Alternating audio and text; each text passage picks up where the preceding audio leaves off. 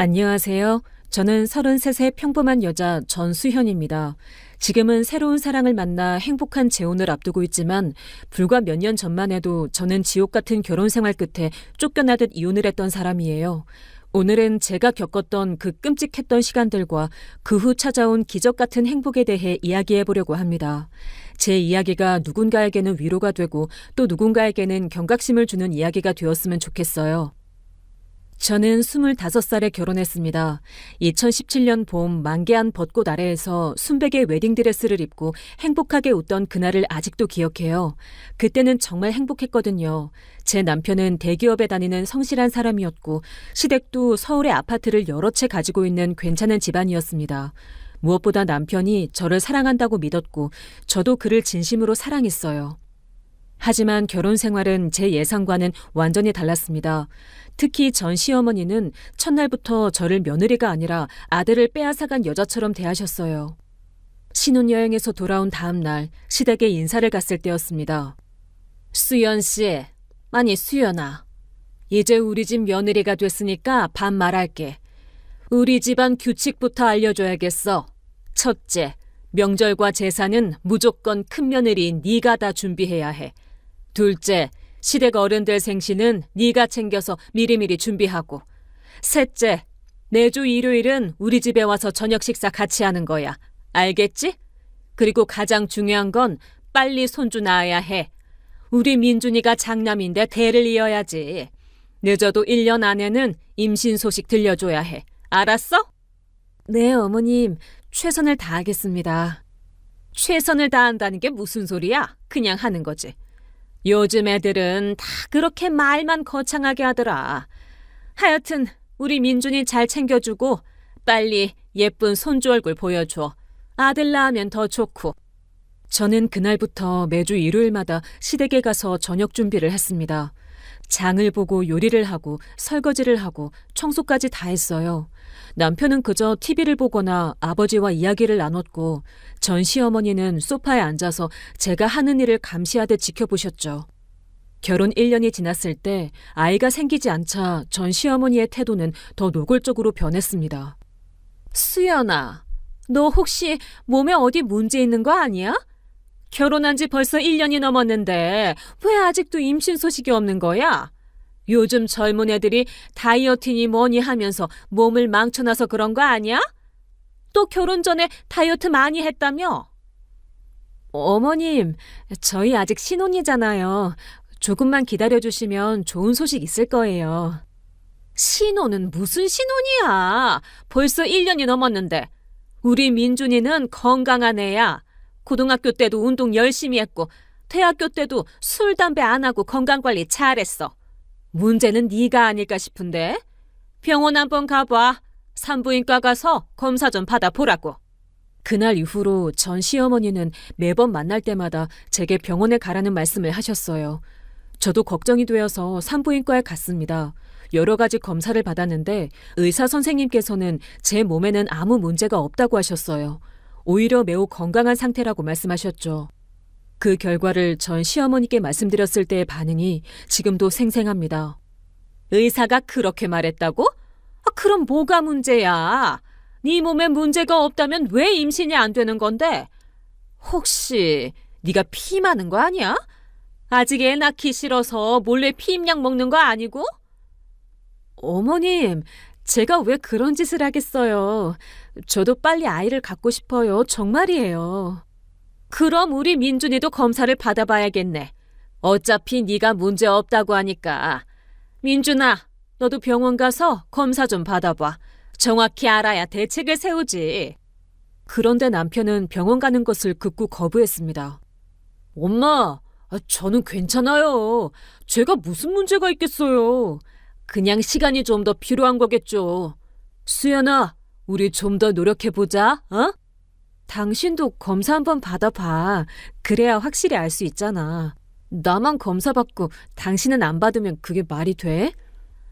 야, 남자가 그런 검사 받는 거 창피한 거 몰라? 그리고 나는 진짜 문제 없어. 엄마 말대로 나는 건강하게 자랐다고. 그냥 네가 좀 더 몸 관리 잘하면 되는 거 아니야? 저는 그때 처음으로 남편에게 실망했습니다. 제 편이 되어줄 거라고 믿었던 사람이 오히려 저를 의심하고 책임을 저에게만 떠넘기는 모습을 보면서요. 결혼 2년 차에 접어들자 상황은 더 심각해졌습니다. 전 시어머니는 저를 만날 때마다 아이 이야기만 하셨고 심지어 제가 무엇을 먹는지까지 간섭하기 시작했어요. 수연아, 커피 마시지 마. 카페인이 임신에 안 좋대. 그리고 아이스크림도 먹지 말고 찬 음식 먹으면 자궁이 차가워져서 임신 안 된대. 매운 것도 먹지 마. 속이 안 좋으면 아기가 안 생겨. 알았지? 그리고 저녁에는 꼭 따뜻한 물로 족욕을 해. 족욕이 임신에 좋다더라. 내가 한약도 지어왔으니까 매일 아침 저녁으로 먹어. 어머님, 제가 알아서 관리할게요. 너무 걱정하지 마세요. 네가 알아서 한다는 게 이 모양이잖아. 벌써 2년이나 지났는데 아직도 임신 소식이 없다고. 다른 집 며느리들은 결혼하자마자 바로 임신하던데 너는 도대체 뭐가 문제야? 혹시 네가 모르는 숨겨진 병이라도 있는 거 아니야? 다른 병원 가서 정밀검사 다시 받아봐. 저는 전 시어머니가 시키는 대로 다른 병원에도 가보고 한의원에도 가보고 침도 맞아보고 온갖 민간요법도 다 해봤습니다. 하지만 소용이 없었어요. 그럴수록 전 시어머니의 구박은 더 심해졌습니다. 결혼 3년 차, 저는 이미 지쳐 있었습니다. 매일 밤 남편과 관계를 가져야 한다는 압박감, 매달 생리가 시작될 때마다 느끼는 절망감, 그리고 시댁 식구들의 차가운 시선, 모든 것이 저를 짓눌렀어요. 그때쯤 전 시어머니는 제게 더 충격적인 말을 하셨습니다. 수연아, 내가 솔직하게 얘기할게. 네가 만약 정말 아이를 못 낳는 몸이면 우리 민준이를 위해서 이혼을 고려해봐야 하는 거 아니야? 우리 민준이가 대를 이어야 하는데 너 때문에 그게 안 되면 어떡해? 민준이 인생도 생각해 봐야지. 어머님, 그게 무슨 말씀이세요? 아직 확실히 문제가 뭔지도 모르는데 왜 이혼 얘기까지 나오는 거예요? 3년이면 충분히 긴 시간이야. 정상적인 부부라면 진작에 아이가 생겼어야 해. 네가 문제가 있다는 게 이제 확실한 거 아니야? 우리 민준이는 멀쩡한데 말이야. 너 때문에 우리 아들 인생이 망가지는 꼴을 내가 어떻게 가만히 봐? 그날 저는 집에 돌아와서 남편에게 울면서 호소했습니다. 당신 엄마가 나한테 이혼하라고 했어. 내가 아이를 못 낳으니까 당신 인생을 위해서 헤어지자고. 당신은 어떻게 생각해? 당신도 그렇게 생각하는 거야? 엄마가 그런 말씀을 했어? 에이, 그냥 하신 말씀일 거야. 너무 심각하게 받아들이지 마. 그리고 수연아, 사실 나도 조금은 답답하긴 해. 우리 진짜 병원 다시 가보는 거 어때? 더 큰 병원으로. 나는 이미 3군데 병원에서 검사 받았어. 다 문제 없다고 했고. 당신은 단 한 번도 검사 받으러 가지 않았잖아. 왜 문제가 항상 나한테만 있다고 생각하는 거야? 아, 알았어. 내가 검사 받으면 되잖아. 그렇게까지 말할 거야? 내일 당장 병원 예약할게. 됐지? 하지만 남편은 병원에 가지 않았습니다. 다음 날도 그 다음 주에도요. 항상 회사 일이 바쁘다는 핑계만 댔죠. 결혼 4년 차가 되자 상황은 더 심각해졌습니다. 전 시어머니는 이제 친척들 앞에서도 대놓고 저를 무시했어요. 어느 날 시댁 친척 모임에서 전 시어머니가 이렇게 말씀하시더군요. 아이고, 우리 큰집은 언제 손주 얼굴 볼지 모르겠네. 벌써 4년째인데 소식이 없어. 요즘 젊은 애들은 다 뭐가 문제인지 모르겠어. 예전에는 결혼하면 바로바로 애를 낳았는데 말이야. 아니, 형님, 아직도 손주가 없어요? 그럼 혹시 며느리가? 그러게 말이야. 검사를 받았는데도 문제 없다고 하더라고. 근데 4년이 지났는데도 임신이 안 되는 거면 그게 문제가 없는 거야? 나는 잘 모르겠어. 저는 그 자리에서 너무 수치스러워서 화장실로 달려가 한참을 울었습니다. 그날 저녁 저는 남편에게 마지막으로 부탁했어요. 당신 제발 병원 가자. 우리 둘 다 정밀 검사 다시 받아보자. 이렇게는 못 살겠어. 당신 엄마가 나를 어떻게 대하는지 알아? 친척들 앞에서 나를 망신 주고 매일 나한테 아이 낳으라고 압박하고 나 정말 미칠 것 같아. 알았어, 알았다고. 다음 주에 시간 내서 같이 가자. 그리고 엄마한테는 내가 말씀드릴게. 너한테 그렇게 하지 말라고. 하지만 남편의 약속은 지켜지지 않았습니다. 병원 예약도 하지 않았고 전 시어머니한테도 아무 말도 하지 않았어요. 오히려 제가 예민하게 구는 거라며 저를 나무랐죠. 결혼 5년 차가 되던 해 봄, 저는 드디어 남편을 설득해서 함께 큰 병원에 갔습니다. 남편도 저도 모든 검사를 다시 받았어요. 그리고 일주일 후 결과를 들으러 갔을 때 충격적인 사실을 알게 되었습니다. 검사 결과를 보니까 남편분 쪽에 문제가 있네요. 정자수가 현저히 적고 운동성도 매우 낮습니다. 자연 임신은 거의 불가능한 상태라고 보시면 됩니다.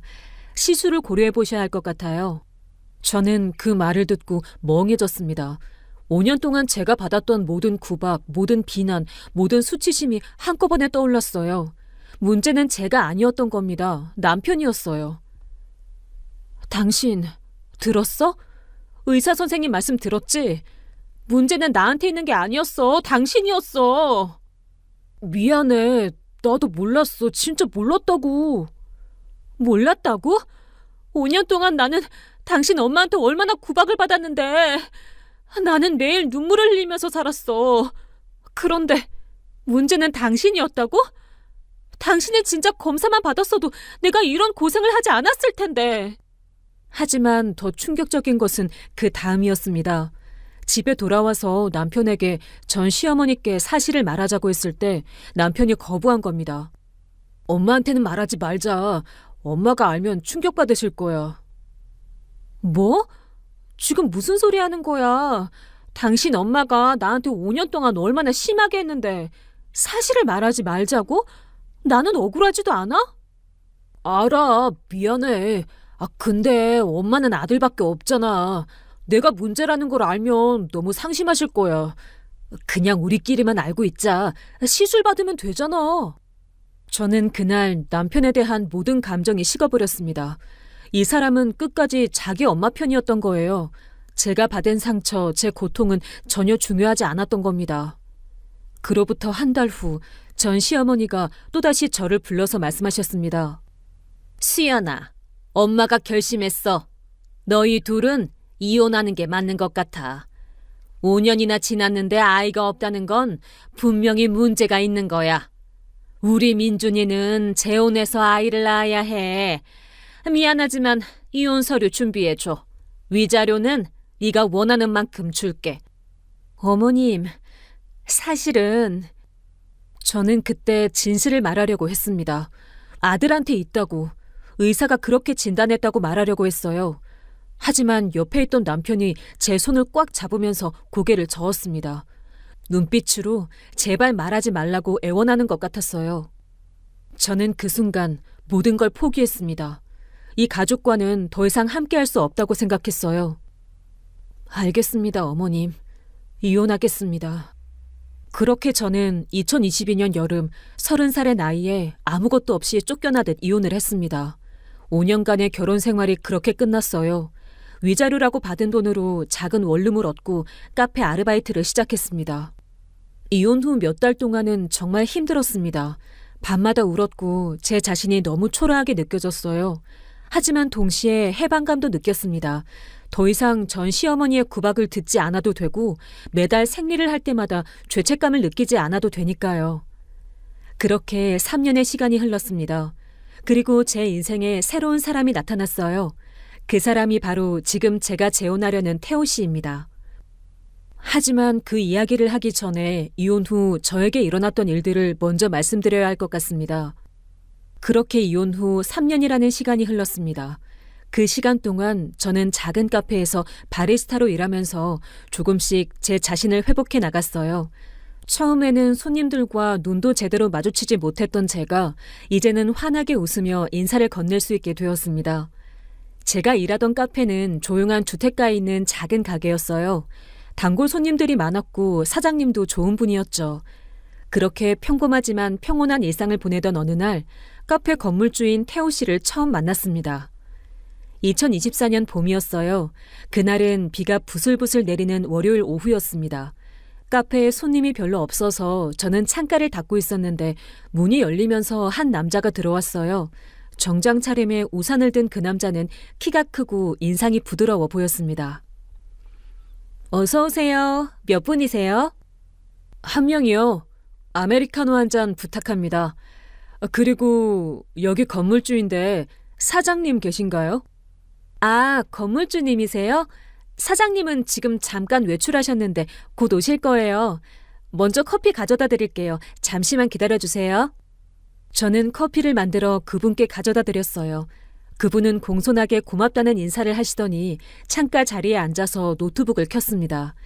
1시간쯤 후에 사장님이 돌아오셨고 두 분은 잠시 이야기를 나누신 후 태호 씨는 인사를 하고 나가셨어요. 그런데 신기하게도 그날 이후로 태호 씨는 자주 카페에 오셨습니다. 처음에는 일주일에 한두 번 정도였는데 점점 횟수가 늘어나더니 거의 매일 오시게 되었어요. 항상 같은 자리에 앉아서 노트북으로 일을 하시거나 책을 읽으셨죠. 몇 달이 지나면서 저희는 자연스럽게 대화를 나누게 되었습니다. 수연 씨, 오늘 날씨 좋네요. 이렇게 화창한 날은 커피가 더 맛있는 것 같아요. 맞아요. 봄 날씨가 정말 좋죠. 항상 아메리카노만 드시는데 다른 메뉴도 한번 드셔보세요. 저희 라떼도 맛있어요. 그럼 오늘은 라떼로 부탁드릴게요. 수연 씨가 추천하시니까 믿고 마셔볼게요. 그렇게 조금씩 가까워지면서 저는 태호 씨에 대해 알게 되었습니다. 그분은 부모님께 물려받은 건물 몇 채로 임대업을 하시면서 무역업도 함께 하시는 사업가셨어요. 몇 년 전에 부인을 암으로 잃으셨다고 했고 초등학교 3학년인 딸 서연이와 단둘이 살고 계신다고 하셨죠. 어느 날 태호 씨가 제게 조심스럽게 물어보셨습니다. 수연 씨, 실례가 안 된다면 혹시 결혼하신 적 있으세요? 아니, 이렇게 물어보는 게 실례인가요? 죄송합니다. 아니에요. 괜찮아요. 네, 결혼했었어요. 이혼했고요. 3년 전에요. 그러셨군요. 저도 비슷한 처지라. 제 아내는 4년 전에 세상을 떠났어요. 그래서 지금 딸아이랑 둘이 살고 있습니다. 처음엔 정말 힘들었는데 이제는 조금 괜찮아졌어요. 수연 씨도 많이 힘드셨겠어요. 저도 처음엔 정말 힘들었어요. 근데 시간이 지나니까 조금씩 나아지더라고요. 이제는 혼자 사는 것도 괜찮고 제 인생을 살고 있다는 느낌이 들어요. 그날 이후로 저희는 더 편하게 대화를 나누게 되었습니다. 태호 씨는 따뜻하고 배려심 깊은 분이었어요. 항상 제 의견을 존중해 주셨고 제가 힘들어 보일 때면 조용히 위로의 말을 건네주셨죠. 몇 달이 더 지난 어느 날 태호 씨가 딸 서연이를 데리고 카페에 오셨습니다. 서연아, 여기가 아빠가 자주 오는 카페야. 인사해봐. 여기 수연 이모. 안녕하세요. 저는 박서연이에요. 아빠가 이모 커피가 정말 맛있다고 했어요. 어머, 안녕 서연아. 너 정말 예쁘구나. 뭐 마시고 싶어? 이모가 맛있는 거 만들어줄게. 저는 핫초코와 케이크를 예쁘게 준비해서 서연이에게 가져다 주었어요. 서연이는 정말 밝고 착한 아이였습니다. 엄마 없이 자라서 그런지 또래보다 조금 조숙해 보였지만 동시에 아직은 어린아이다운 순수함도 가지고 있었어요. 그날 이후로 서연이는 아빠를 따라 자주 카페에 왔고 저는 자연스럽게 서연이와도 친해졌습니다. 제가 쉬는 시간에 서연이와 함께 그림을 그리거나 숙제를 도와주기도 했어요. 2024년 가을, 태호 씨가 저에게 조심스럽게 제안을 하셨습니다. 수연 씨, 이번 주말에 시간 되시면 저희랑 같이 놀이공원 가실래요? 서연이가 수연 씨랑 같이 가고 싶대요. 물론 부담 갖지 않으셔도 돼요. 그냥 친구로서 같이 나들이 가는 거니까요. 놀이공원이요? 좋아요. 저도 오랜만에 놀이공원 가보고 싶었어요. 서연이도 보고 싶고요. 그 주말 저희 셋은 함께 놀이공원에 갔습니다. 서연이는 정말 신나하면서 이것저것 하자고 했고 태호 씨와 저는 서연이를 따라다니며 함께 웃고 즐거운 시간을 보냈어요. 그날 저는 오랜만에 진짜 행복하다는 느낌을 받았습니다. 놀이공원에서 돌아오는 길, 차 안에서 서연이가 잠들었어요. 태호 씨가 조용히 말씀하셨습니다. 수연 씨, 오늘 정말 즐거웠어요. 서연이도 정말 좋아했고요. 사실 제가 수연 씨를 좋아하게 된 것 같아요. 너무 갑작스러운 고백이라 놀라셨죠? 하지만 제 마음을 더 이상 숨기고 싶지 않아서요. 수연 씨가 시간을 가지고 천천히 생각해 보셨으면 좋겠어요. 저는 수연 씨를 진심으로 좋아합니다. 저는 그 말을 듣고 한참을 말이 없었습니다. 사실 저도 태호 씨에게 호감이 있었거든요. 하지만 제 과거 때문에 망설여졌어요. 태호 씨, 저도 솔직히 말씀드릴게요. 저도 태호 씨 좋아해요. 하지만 제가 결혼 생활을 실패한 사람이잖아요. 5년 동안 전 시댁에서 아이를 못 낳는다고 온갖 구박을 받다가 이혼했어요. 나중에 알고 보니 문제는 전 남편 쪽에 있었지만요. 그런 과거가 있는 저랑 태호 씨가 사귀면 태호 씨한테 좋을 게 없을 것 같아요. 서연이에게도 좋은 엄마가 되어줄 수 있을지 자신이 없고요. 수연 씨, 과거는 중요하지 않아요. 저한테 중요한 건 지금의 수연 씨예요. 그리고 아이 문제도 전혀 문제가 안 돼요. 저는 이미 서연이가 있고 서연이만으로도 충분해요. 제가 원하는 건 따뜻하고 진심 어린 사람과 함께하는 거예요. 그 사람이 바로 수연 씨라고 생각해요. 정말 괜찮을까요? 제가 태호 씨한테 짐이 되지 않을까요? 절대 그렇지 않아요. 오히려 수연 씨가 제 인생의 빛이 되어주고 있어요. 아내가 떠난 후 4년 동안 저는 그냥 살아있기만 했어요. 하지만 수연 씨를 만나고부터는 다시 살아가고 싶다는 마음이 생겼어요. 그러니까 너무 걱정하지 마세요. 우리 천천히 시작해봐요. 그렇게 저희는 연인이 되었습니다. 태호 씨는 정말 좋은 분이었어요. 제 과거를 전혀 문제 삼지 않으셨고 오히려 제가 받았던 상처를 이해하고 감싸주셨습니다. 서연이도 저를 진심으로 좋아해 주었고요. 1년 정도 사귀면서 저희는 서로에 대해 더 많이 알게 되었습니다. 태호 씨 어머니 박영희 여사님도 만나 뵀는데 정말 따뜻하고 이해심 많은 분이셨어요. 수연 씨, 만나서 반가워요. 우리 태호가 수연 씨 이야기를 정말 많이 했어요. 수연 씨가 이혼하셨다고 들었는데 그런 거 전혀 신경 쓰지 마세요. 과거는 과거일 뿐이에요. 지금 우리 태호랑 서연이를 진심으로 대해주시면 그걸로 충분해요. 어머님, 감사합니다. 사실 제가 이혼한 것 때문에 걱정을 많이 했거든요. 전 시댁에서는 제가 아이를 못 낳는다고 5년 동안 온갖 구박을 하다가 결국 저를 내쫓았어요. 나중에 알고 보니 문제는 전 남편 쪽에 있었지만요. 아이고, 그런 일을 겪으셨구나. 얼마나 힘드셨어요. 그런 억울한 일을 당하고도 이렇게 밝게 살아가시는 수연 씨가 정말 대단해 보여요. 그런 걱정은 하나도 하지 마세요. 우리한테는 서연이가 있고 설령 앞으로 아이가 생기지 않더라도 전혀 문제 없어요. 서연이 하나만으로도 충분하니까요. 박영희 여사님은 전 시어머니와는 완전히 다른 분이었습니다. 제 과거를 전혀 문제 삼지 않으셨고 오히려 저를 따뜻하게 받아주셨어요. 그날 집에 돌아와서 저는 행복해서 한참을 울었습니다. 2025년 봄 태호 씨가 프러포즈를 하셨습니다. 서연이도 함께 있는 자리에서요. 그렇게 저희는 결혼을 약속했습니다. 그런데 결혼 준비를 하던 중 정말 놀라운 일이 일어났어요. 제가 임신을 한 겁니다. 병원에서 임신 확인을 받고 나왔는데 저는 믿을 수가 없었어요. 5년 동안 아이가 생기지 않아서 불임이라고 낙인 찍혔던 제가 자연 임신을 한 거예요.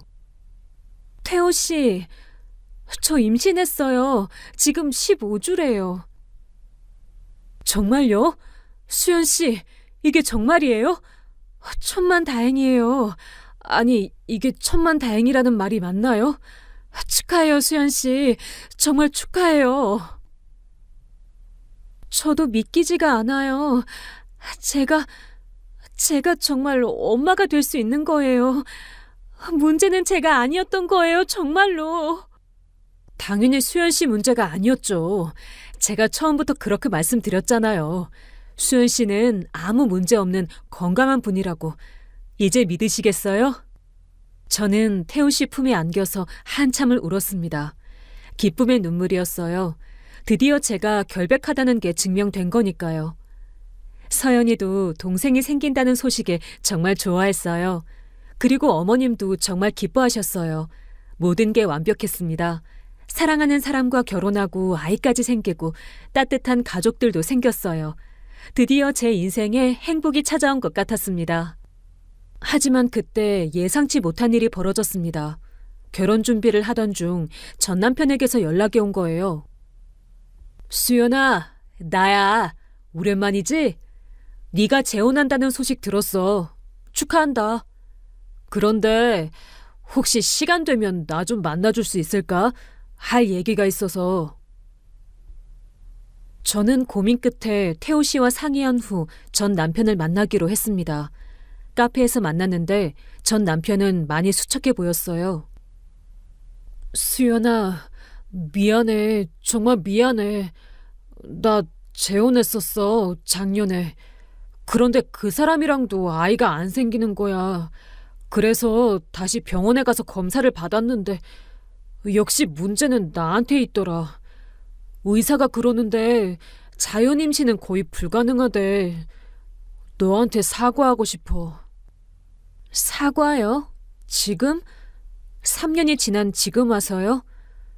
저한테 그렇게 해놓고 이제 와서 사과하고 싶다고요? 죄송하지만 저는 그럴 생각 없어요. 저는 이제 새로운 인생을 살고 있어요.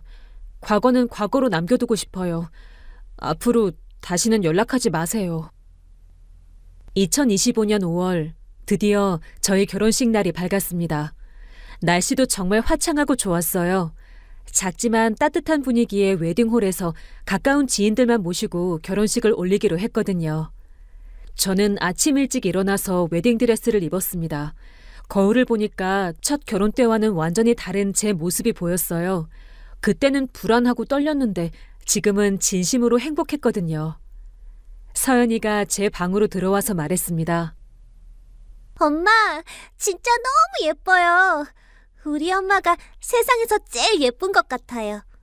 저 오늘 엄마 옆에서 꽃 들고 걸을 생각하니까 너무 설레요. 우리 서연이가 옆에 있어주면 엄마는 더 행복해. 고마워, 서연아. 너 때문에 엄마가 정말 많이 행복해졌어. 저도요, 엄마. 엄마 만나서 저도 정말 행복해요. 아빠도 요즘 정말 행복해 보이고요. 그리고 곧 동생도 태어나잖아요. 우리 가족 최고예요. 어머님도 오셔서 저를 보고 눈물을 글썽이셨어요. 수연아, 정말 아름답구나.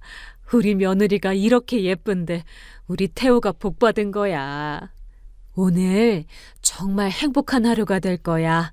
아무 걱정하지 말고 그냥 행복하기만 해. 어머님, 감사합니다. 저 정말 행복해요. 어머님을 만나서, 태호 씨를 만나서, 서연이를 만나서. 제 인생에서 가장 행복한 날이에요. 드디어 결혼식 시간이 되었습니다.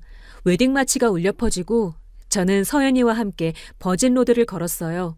태호 씨가 제단 앞에서 환하게 웃으며 저를 기다리고 계셨죠.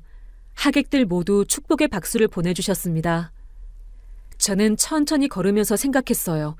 드디어 제 인생에도 이런 날이 온 거구나. 진짜 사랑하는 사람과 진심으로 저를 받아주는 가족과 함께하는 이 순간이 꿈만 같았습니다.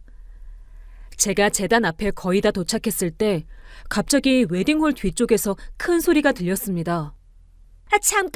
잠깐만요!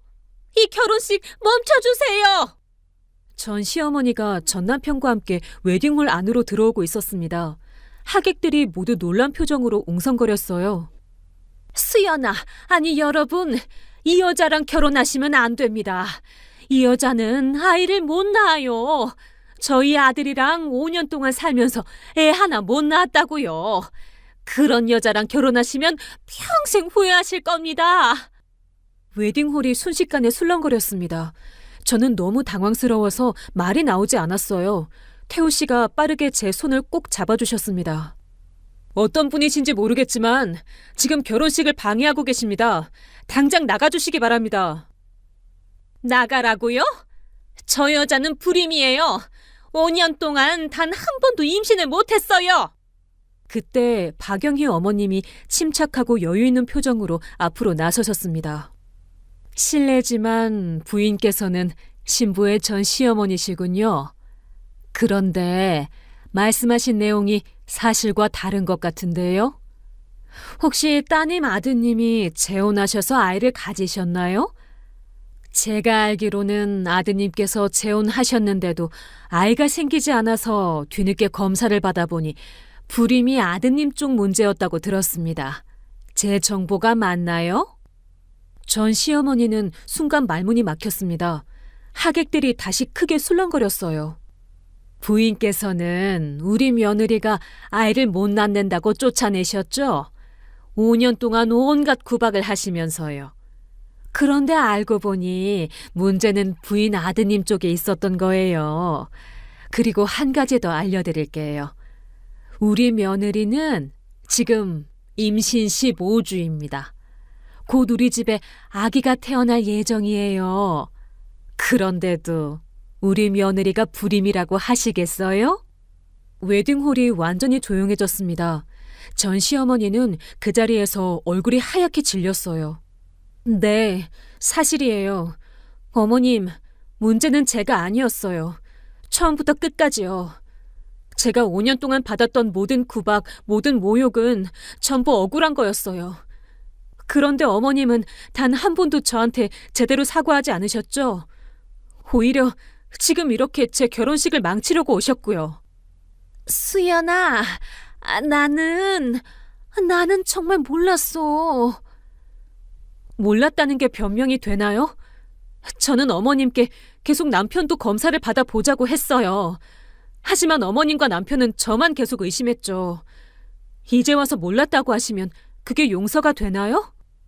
그리고 부인, 한 가지만 더 말씀드릴게요. 우리 며느리는 불임이 아니에요. 하지만 설령 아이를 가질 수 없는 몸이었다고 해도 저희는 우리 며느리를 사랑하고 받아들였을 겁니다. 가족이란 건 피가 아니라 진심으로 만들어지는 거니까요.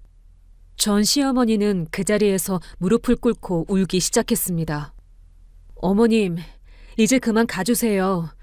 저는 어머님을 용서할 수 없어요. 어머님 때문에 제가 얼마나 힘들었는지 아세요? 매일 밤 울면서 자책했고 제 자신이 쓸모없는 사람이라고 생각했어요. 어머님이 저한테 했던 모든 일들은 정당화될 수 없어요. 이제 제발 제 인생에서 나가주세요. 웨딩홀 스태프들이 전 시어머니와 전 남편을 밖으로 안내했습니다. 홀이 조용해진 후 태우 씨가 제 손을 꼭 잡아주셨습니다. 수연 씨, 괜찮으세요? 많이 놀라셨죠? 네, 정말 예상치 못한 일이었어요. 하지만 이제 괜찮아요. 태우 씨가 옆에 있으니까요. 우리 며느리 정말 고생 많았어요. 이제 그런 사람들은 다 잊어버리고 우리랑 행복하게 살아요. 알았죠? 엄마, 괜찮아요? 저 엄마 손 꼭 잡고 있을게요. 엄마는 이제 저희 가족이에요. 우리가 엄마 지켜줄 거예요. 저는 서연이를 꼭 안아주면서 눈물을 흘렸습니다. 이번엔 슬픔의 눈물이 아니라 감동의 눈물이었어요. 사회자가 다시 마이크를 잡았습니다. 그럼 다시 결혼식을 진행하겠습니다. 신랑 신부께서는 서약을 해주시기 바랍니다. 저희는 다시 제단 앞에 섰고 서로를 바라보며 결혼 서약을 했습니다. 그 순간만큼은 세상에 저희 둘만 있는 것 같았어요. 수연 씨, 저는 평생 당신을 사랑하고 지키겠습니다. 당신이 다시는 슬프지 않도록, 다시는 외롭지 않도록 제가 옆에서 지켜주겠습니다. 사랑합니다. 태호 씨, 저도 평생 당신을 사랑하겠습니다. 서연이와 곧 태어날 우리 아기와 함께 행복한 가정을 만들겠습니다. 정말 감사하고 사랑합니다. 하객들이 다시 큰 박수를 보내주었습니다. 그렇게 저희는 드디어 부부가 되었어요. 결혼식이 끝나고 피로연을 하는 동안 많은 분들이 저희를 축하해 주셨습니다. 아까 있었던 소동에 대해서는 아무도 언급하지 않았어요. 오히려 저희 가족이 정말 아름답다고 진정한 가족의 모습이라고 말씀해 주셨습니다. 그날 저녁 저는 태호 씨와 서연이 그리고 박영희 어머님과 함께 저희 집으로 돌아왔습니다. 서연이가 제 손을 꼭 잡으면서 말했어요. 엄마, 오늘 정말 멋있었어요. 나쁜 사람들한테도 당당하게 말씀하시는 모습 보고 저 정말 자랑스러웠어요. 우리 엄마 최고예요. 고마워, 서연아. 너희 가족을 만나서 엄마가 정말 행복해. 우리가 더 행복해요, 수연 씨. 아니, 이제 제 아내니까. 여보, 앞으로 우리 정말 행복하게 살아요. 네, 그럴게요. 우리 가족 모두 함께요. 그날 밤 저는 침대에 누워서 배를 쓰다듬으며 생각했습니다. 제 인생에서 가장 힘들었던 시간들도 있었지만 결국 이렇게 행복한 순간이 찾아왔구나. 이제 진짜 제 인생이 시작되는 거구나. 그리고 속으로 다짐했어요. 이 행복을 절대 놓치지 않겠다고. 제 가족을 사랑으로 지키겠다고요. 결혼식이 끝난 후 한 달쯤 지났을 때였어요. 저는 태호 씨, 서연이와 함께 새로운 일상을 만들어가고 있었습니다. 아침에 일어나면 서연이 학교 도시락을 싸주고 태호 씨는 출근 준비를 하고 저는 집안일을 하면서도 정말 행복했어요. 임신 중이라 무리하지 않으려고 했지만 가족을 위해 뭔가를 한다는 게 너무 기뻤거든요. 전 시댁에서는 제가 아무리 열심히 해도 인정받지 못했는데 지금은 작은 것 하나도 감사하다고 말해주는 가족이 생긴 거니까요. 드디어 2025년 10월 저는 건강한 딸을 낳았습니다. 아기의 이름은 박지우, 태호 씨와 제가 함께 지은 이름이었어요. 엄마, 동생 진짜 귀여워요. 제가 언니니까 진짜 잘 돌봐줄게요. 지우야, 언니가 왔어. 여보, 정말 고생 많았어요. 우리 딸 정말 예쁘게 생겼어요. 여보 닮아서 이렇게 예쁜가 봐요. 아이고, 우리 손주 정말 예쁘게 생겼네.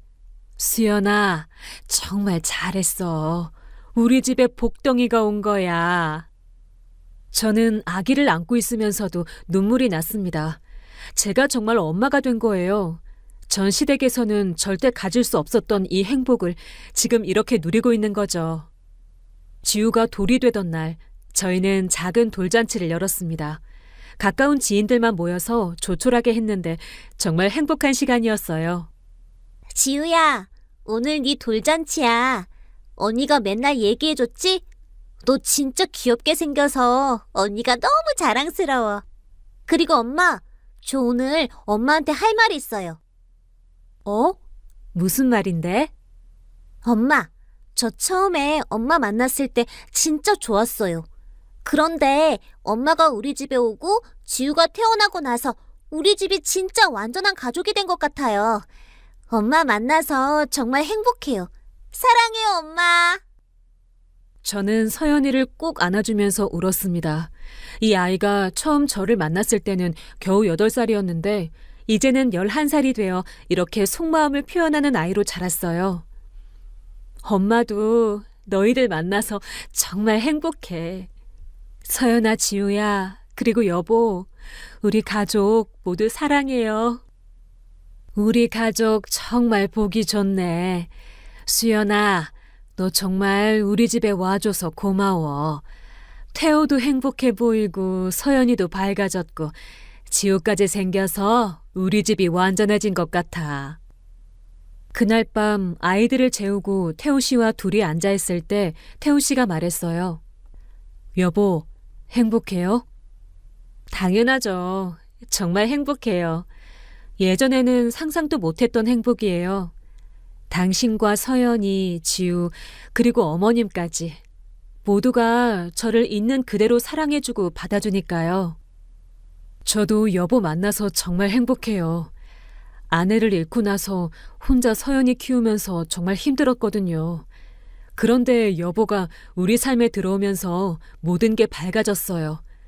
여보는 저희 가족의 빛이에요. 고마워요, 여보.